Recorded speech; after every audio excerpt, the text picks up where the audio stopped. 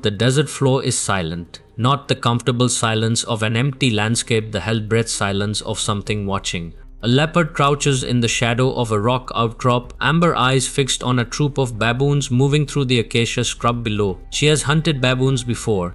She knows exactly how this is supposed to go. Pick the straggler, wait for the gap, strike before the troop even knows what hit them. But something is wrong tonight. The baboons aren't scattering, they're turning around. We have spent centuries organizing the natural world into a clean hierarchy. Predators on top, prey on the bottom. Strength defines the ranking, and the ranking never changes. It's an elegant system, logical, comfortable, and almost entirely false. Because out in the acacia woodlands of sub-Saharan Africa, there exists a species that has been quietly rewriting the rulebook for millions of years. A species that eats meat, wages war, buries its dead sentinels, and on documented occasions has hunted and killed the very apex predator that hunts them. The baboon does not know it's supposed to lose. To understand what makes baboons dangerous, you first have to understand what makes them different from almost every other prey animal on Earth. Most prey animals survive through evasion, speed, camouflage, early flight. The impala runs, the rabbit burrows. The zebra loses itself in a pattern of 1,000 identical bodies. Their strategy is simple: don't be caught. Baboons do something else entirely. A mature male olive baboon weighs between 20 and 30 kilograms. His canine teeth and his detail matters can reach up to 4 centimeters in length. That is longer than a lion's canines. Those teeth aren't just for display. They're surgical instruments evolved for combat, capable of opening a wound with a single downward slash that causes catastrophic tissue damage in seconds. But raw anatomy is only half the picture. Baboons are what behavioral ecologists call eusocial primates, meaning their survival isn't just physical, it's organizational. A baboon troop is not a collection of individuals. It is a coordinated, hierarchical unit that processes threat information and responds to it collectively with a sophistication that most prey animals simply cannot match. When a baboon sentinel spots a leopard, the alarm call doesn't just say danger.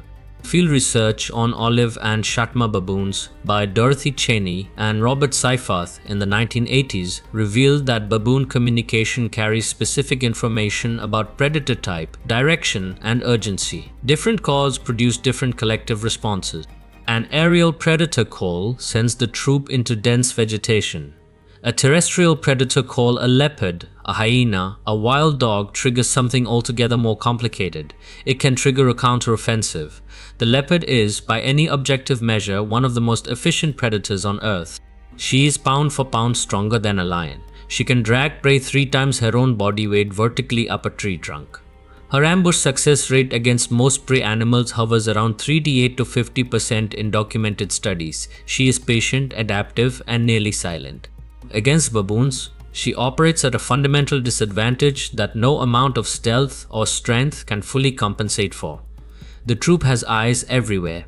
A baboon troop moving through open woodland maintains what researchers describe as a passive surveillance network, subordinate animals, juveniles, even nursing females constantly scanning the environment from different vantage points.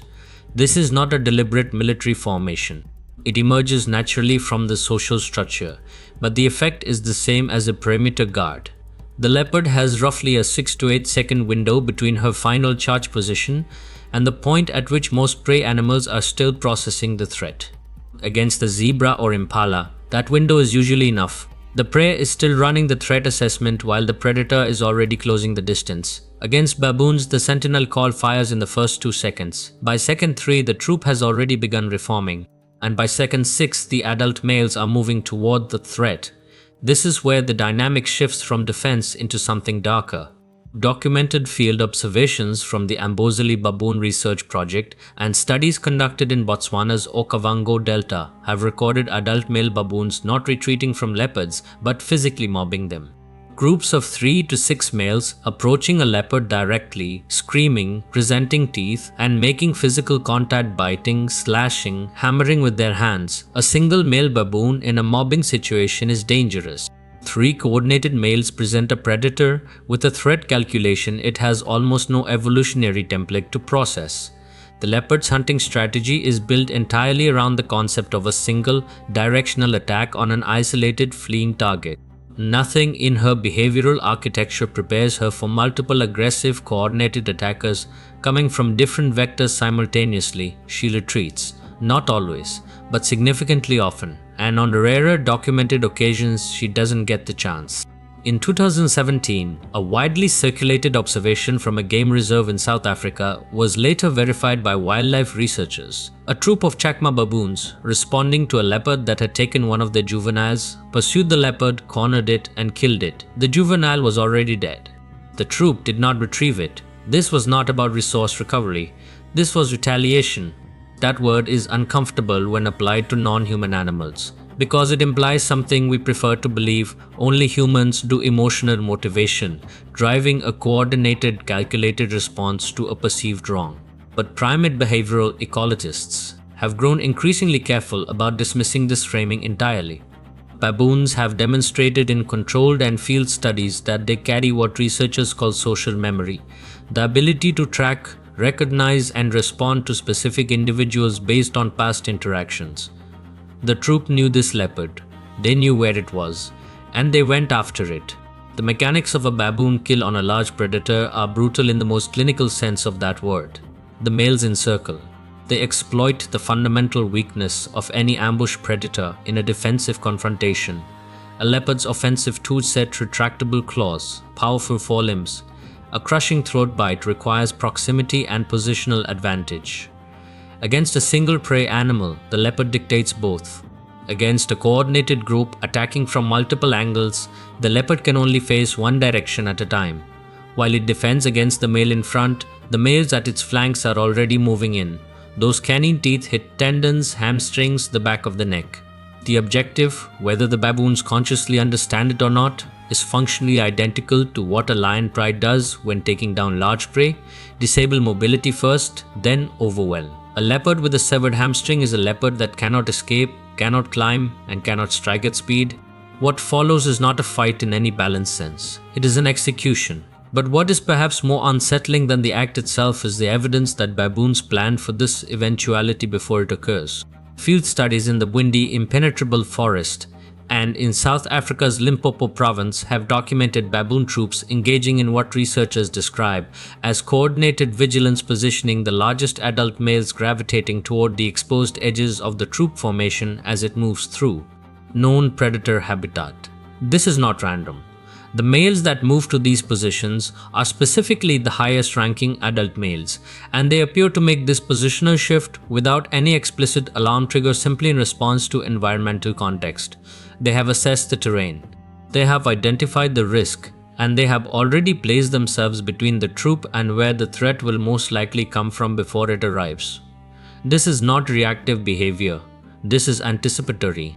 And in the vocabulary of behavioral ecology, anticipatory threat response in the absence of an immediate stimulus is one of the markers of genuine cognitive planning. Baboons aren't just reacting to leopards. In a very real sense, they are modeling them. The leopard, to her credit, has adapted. Studies tracking leopard predation patterns near large baboon troops have found a consistent behavioral shift. Leopards in high baboon density areas preferentially hunt at night, preferentially target juveniles at the absolute periphery of the troop, and almost exclusively hunt alone, never at times, or in conditions where the troop is alert and consolidated. She has learned the cost of getting this wrong. There are documented cases of leopards with significant scarring on their flanks and hindquarters that field researchers have attributed specifically to baboon mobbing events, wounds that didn't come from territorial disputes with other leopards and didn't match hyena or lion injury patterns. Wounds inflicted from behind, at the hamstring and lower back, while the animal was trying to disengage from a threat in front. She carries the evidence of a calculation she got wrong somewhere in her past, and she doesn't make it again. What this tells us about the nature of predator-prey systems is something that ecologists have been quietly grappling with for decades. The clean hierarchy apex predator above prey, always, without exception, is not an ecological law. It is an ecological default. A statistical outcome that holds under normal conditions and collapses under specific pressure. Baboons are that pressure applied in biological form. They are the counter-argument. The exception that reviews the rule was never absolute, because the hierarchy isn't built on the question of which animal is physically superior in a direct confrontation. It is built on which animal controls the conditions of that confrontation.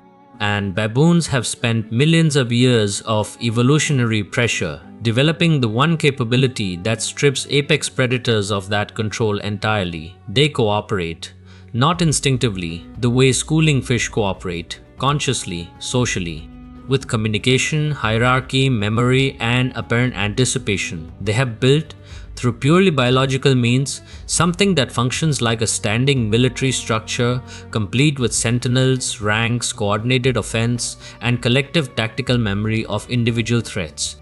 The leopard is faster, stronger per kilogram, more lethal in a single strike. But she hunts alone, and she is trying to prey on an army. There is a deeper implication here that takes a moment to fully land. The baboon's entire predator defense system, the alarm network, the coordinated offense, the anticipatory positioning, the retaliatory mobbing is not directed only at leopards. It operates against lions, wild dogs, hyenas, and in historical range, humans.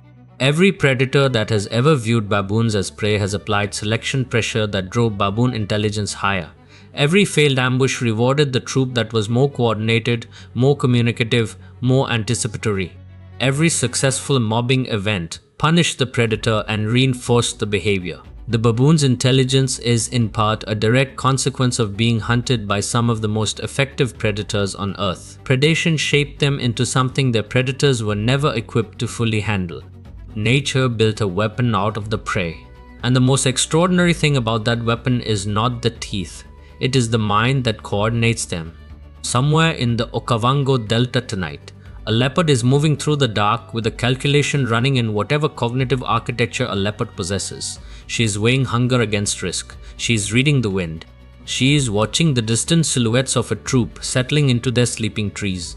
And somewhere in that calculation, shaped by wounds she carries and hunts that went catastrophically wrong, she is factoring in something that no prey animal was ever supposed to make a predator factor: the cost of being wrong. The baboon changed the equation, and in an ecosystem where every variable is life and death, that is not a small thing, that is everything. If this is the kind of story that makes you see the natural world differently, subscribe to WildLab. Every episode goes deeper, harder, and further into the parts of nature most channels never touch.